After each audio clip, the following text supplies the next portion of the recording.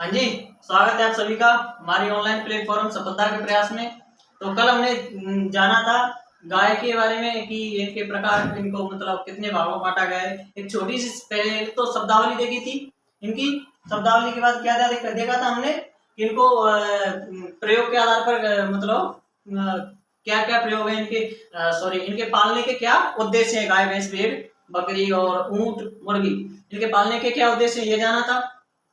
तथा ये जाना था कि इनको कितने भागों में बांटा गया है इनके प्रयोगिता के आधार पर। तो गाय को कितने कितने भागों में बांटा गया था? 3 भागों में। कौन कौन सी आपकी? दुधारू, दूध प्रयोजनी तथा भारवाही। दुधारू हमने जान ली थी, क्या ट्रिक थी इसकी? सीसा ग्रादे। इसमें आपकी 5 नस्लें आती हैं, सिंधी, साहिवाल, गिर राठी और देवनी। दूसरी ट्रिक थी आपकी हरी तारा, नीर अंग पर डालकर काम बना दो। ये थी आपकी दूध प्रयोजनी नस्लों की। तो हरियाणा, धार, पारकर वगैरह ये जो नस्लें थी वो उसके अंतर्गत आ गई थी। आज है आपकी भारवाही नस्लें। तो भारवाही नस्लों के अंतर्गत आपकी एक ट्रिक है कंगना हमें ना खिलाड़ी गा के कथा सुनाने के। ये एक छोटी सी ट्रिक है। इसके अंतर्गत आप क्या आती है? कंगना।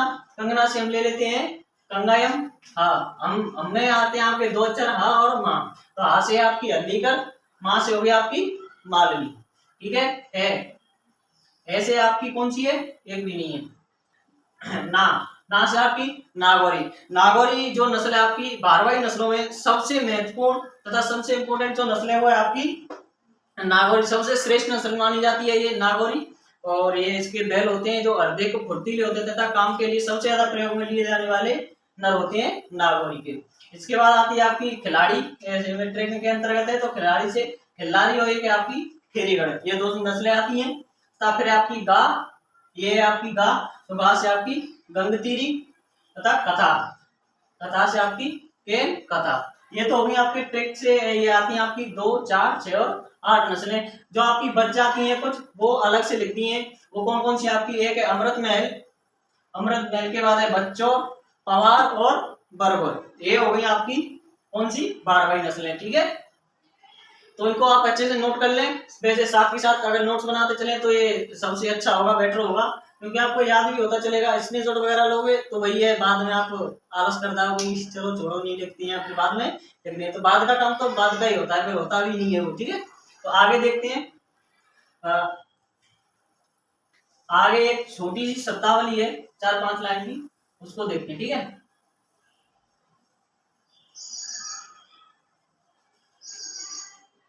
ठीक है, कि संभोग की प्रक्रिया, बच्चे देने की प्रक्रिया और जो मांस वगैरह होता है बछड़े, इनको क्या कहते हैं?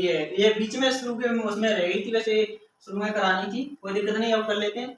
तो इसमें गाय में होती है आपकी बच्चा देने की प्रक्रिया। नंबर 1 पर है बच्चा देने की प्रक्रिया, सॉरी क्रिया। बच्चा देने की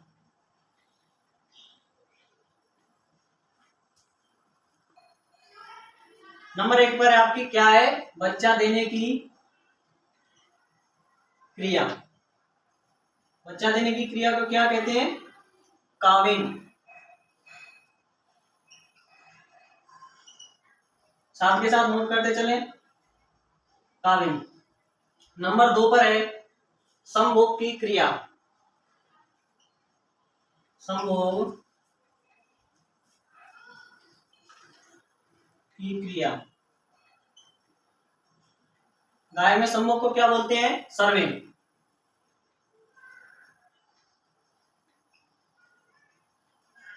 सर्विंग। नंबर 3 पर है आपकी मांस। आपके गाय के मांस को क्या बोलते हैं?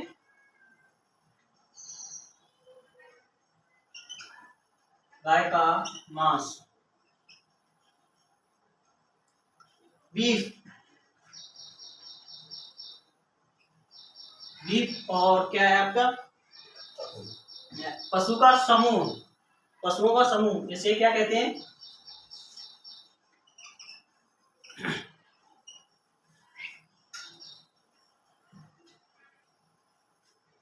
पशुओं का समूह।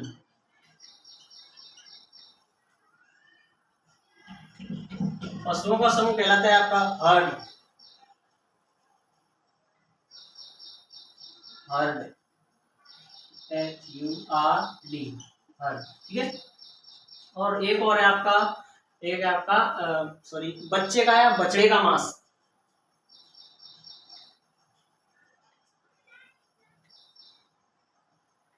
बछड़े का मांस, इसे क्या बोलते हैं? इसे बोलते हैं च्यवन, बच्चे के मांस को च्यवन बोलते हैं, ठीक है। च्यवन नहीं, सॉरी, व्हील, व्हील बोलते हैं, ठीक है। तो ये आपके 5 पॉइंट हो गए, इनको भी नोट कर लेना। उसके साथ साथ अगर जगह बची हो तो इसे शुरू में जो शब्दावली कराई थी उसके नीचे कर लेना, ठीक है।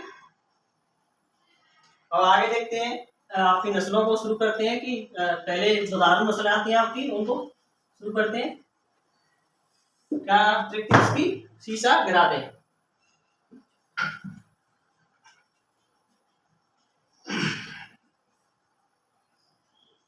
शीशा गिरा दे, याद हो गई होंगी कल से आज तक। कौन कौन सी? सिंधी या रेड सिंधी, साहिवाल, गिर, राठी और देवनी। तो आज हम पहली एक नस्ल को पढ़ेंगे, इसके बारे में जानेंगे। तो नस्ल को पढ़ने से पहले एक सारणी सी बना लो आप, ठीक है, उसे देखते हैं, ठीक है। हाँ, तो एक ऐसी सारणी सी बना लो, मतलब एक तरफ लिख लो आप नर, नर गाय, और एक तरफ लिख दो मादा। इनको क्या बोलते हैं ये आप बना लो। तो आपकी जो वयस्क नर होता है उसे क्या कहते हैं? बुल काल, बुल काल, ठीक है। जो यंग बुल होता है या इसी को बोलते हैं भैया वयस्क या यंग बुल, बुल काल बोलते हैं, ठीक है। एक ये और जो आपका होता है एडल्ट, एडल्ट बुल होता है ना, प्रौढ़, उसे क्या बोलते हैं? बुल, बुल मतलब सांड, जो भी प्रजनन के लिए होता है, ठीक है। और फिर होता है आपका बधियाकृत नर, बधियाकृत नर होता है, उसे क्या बोलते हैं? बुलक या स्टीर, जो आपको पहले सारणी कराई थी उसमें सबसे पहले ही लिखाया था, ठीक है। बधियाकृत नर को क्या बोलते हैं? बुलक या स्टीर। और जो आपका नसबंदीकृत नर होता है उसे टीजर बुल कहते हैं। जो नसबंदीकृत नर होता है उसे टीजर बुल कहते हैं। नसबंदीकृत का प्रयोग किया जाता है, ये भी आपको बता दिया था। डेयरी फार्मों में गर्मी में आई मादा की पहचान के लिए नसबंदीकृत नर या टीचर बुल का प्रयोग किया जाता है, ठीक है। और फिर आती है आपकी मादा, तो वही आपका यंग या वयस्क मादा को बोलते हैं हीबर, ठीक है। और जो एडल्ट या प्रौढ़ होती है उसे काउ बोलते हैं, ठीक है, गाय। वैसे गाय ये जब बनती है जब कम से कम एक बच्चे को जन्म दे देती है, प्रौढ़ या एडल्ट मादा ये कम से कम एक बार बच्चे को जन्म देती है तो वो गाय बन जाती है, फिर उसे हम गाय कहेंगे, ठीक है। और आपकी बधियाकृत मादा होती है उसे स्टेट कहते हैं। बधियाकृत मादा, ये क्वेश्चन बन रहा होगा कि बधियाकृत क्यों करते हैं मादा को, ठीक है। तो वैसे आपको बता दिया था कि जो ऐसे उसे कोई आनुवंशिक विकार है या फिर वो दूध वगैरह नहीं दे रही है, बहुत ही कम मात्रा में दे रही है, तो ऐसे लिए उसे बधियाकृत कर दिया जाता है, तथा इसका जो रोग है आनुवंशिक रोग वो आगे नहीं बढ़े, बच्चों में नहीं जाए, इसीलिए इसे बधियाकृत कर दिया जाता है। अब हम पढ़ेंगे इससे आगे गाय, एक और आपकी छोटी सी सारणी है, उसको करने के बाद कि आपको जो देसी गाय है, विदेशी गाय, देसी गाय, गाय का वैज्ञानिक नाम क्या है, इसके गुणसूत्र वगैरह क्या है, इनके बारे में पढ़ेंगे, ठीक है।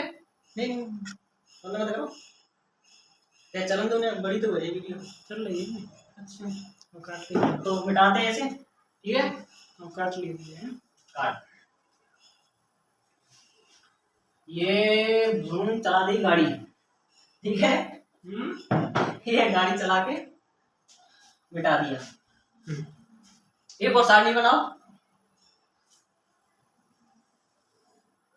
ये डंडा गिन दिया, देसी और विदेशी।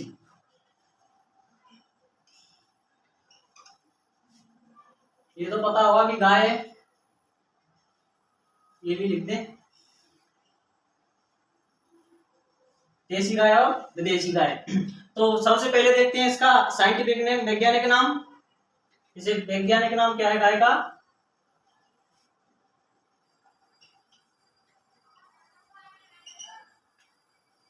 वैज्ञानिक नाम, तो देसी गाय का क्या है आपका? Bos indicus, Bos indicus. ये सभी गायों की बॉस होती है, इसीलिए क्या कहा जाता है इसे? बॉस। विदेशी गायों से सबसे ज्यादा जो आपका दूध उत्पादन की बात करें तो वो आपकी विदेशी गाय आती हैं, लेकिन क्वालिटी की बात करी जाए तो आपकी देसी गाय के दूध को सबसे श्रेष्ठ माना जाता है। विश्व में सबसे ज्यादा श्रेष्ठ भारतीय गाय के दूध को माना जाता है। ठीक है, इसमें इसकी विशेषताओं की बात करते हैं देसी गाय की, तो उसमें क्या है? कुबड़ उपस्थित होता है। इसकी अगर पहचान करें, अगर आपसे कह दिया जाए कि दो फोटो बताए हैं आपको और ये पहचान कराई जाए कि इनमें से गाय कौन सी है और भैंस कौन सी है, तो उसकी भी पहचान होनी चाहिए ना। आप नहीं बता सकते कि ये गाय कौन सी है, ये भैंस कौन सी है, केवल कलर के आधार पर नहीं बता सकते। कलर तो आप काम सफेद कर देंगे भैंस पर और काला अगर गाय पे कर देंगे तो आप पहचान नहीं सकते। तो जो मुख्य पहचान होती है मेन, उनको पढ़ेंगे, उनको देखकर आप पहचान सकते हो कि ये देसी है या विदेशी है या फिर ये गाय या भैंस है। तो जो देसी गाय होती हैं उनमें आपका कुबड़ होता है, देखा होगा आपके गाय के या बैल के ऊपर निकला होता है ऐसे छोटे से आकार में, उसे कुबड़ बोलते हैं। तो जो कुबड़ उपस्थित होता है, ठीक है, कुबड़ उपस्थित होता है।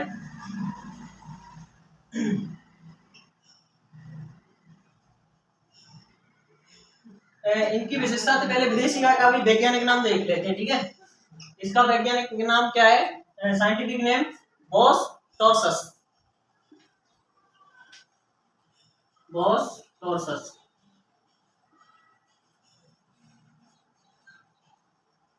विदेशी गाय का वैज्ञानिक नाम है। और इस देसी गाय की पहली विशेषता क्या होगी कि इसमें कुबड़ उपस्थित होता है। नंबर 2, इसमें गलकम्बल पाया जाता है, ऐसे गले के नीचे नीचे लटका हुआ, आपने जो हिस्सा देखा होगा ना पतला सा, उसे गलकम्बल बोलते हैं, तो वो उपस्थित होता है, गलकम्बल उपस्थित।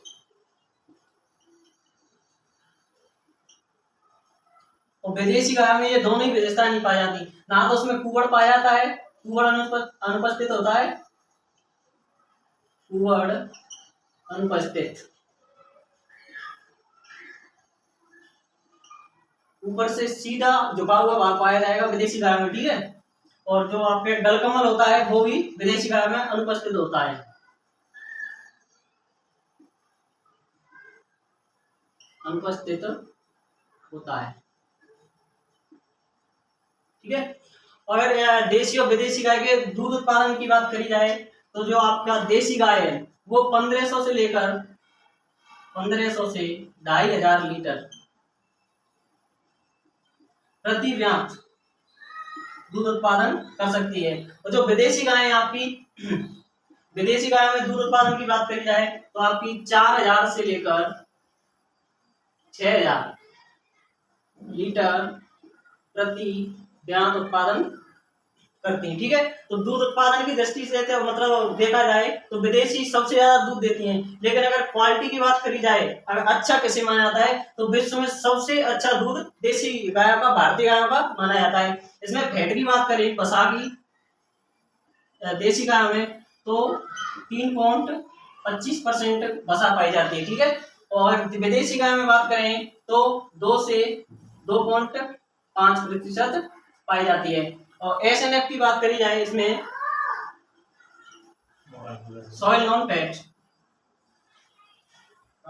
SNF की बात करी जाए तो इसमें 8.5%, सॉरी 9% पाया जाता है तथा विदेशी गाय में 8.5।